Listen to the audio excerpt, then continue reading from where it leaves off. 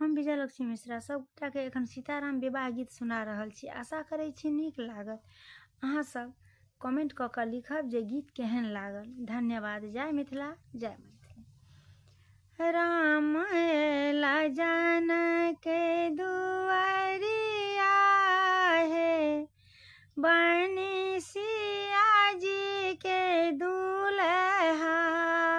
राम एला जनक दुआरिया हे, बनी सिया जी के दुल्हा।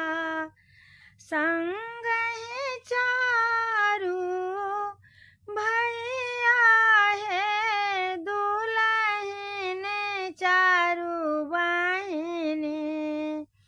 राम एला जनक दुआरिया हे, बनी सिया जी के दुल्हा। राजा दशरथ बरियाती सजी आएला। राजा दशरथ बरियाती सजी आएला। जनकपुर के शोभा बढ़ेला। धन धन जागल भागे है, बनी सिया के दुल्हा। धन धन जागल भागे है, बनी सिया के दुल्हा।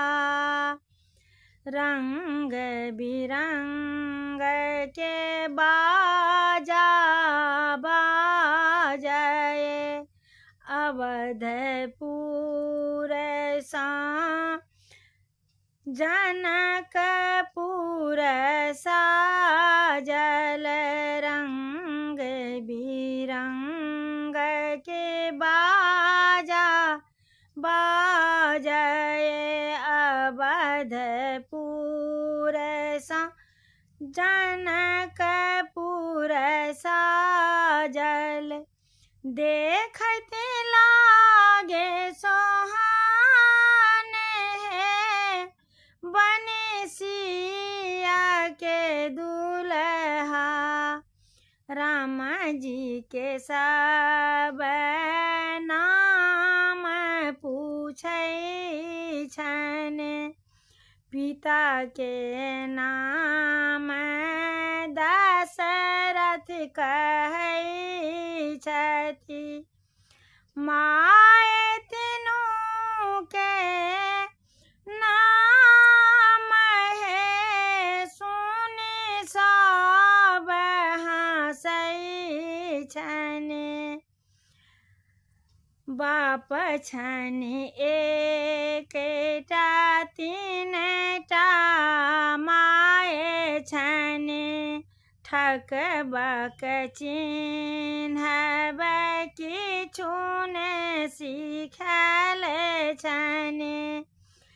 तीनू माय के पढ़ियन गारी है, बनी सिया जी के दुल्हा।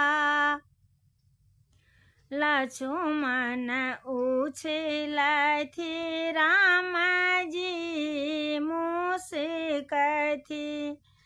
तिरछी नयन है, सबके मन मोहलनि।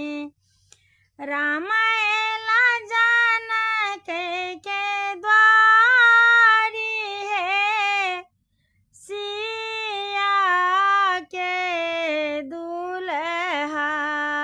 राम एला जनक दुआरिया है, बनी सिया के दुल्हा।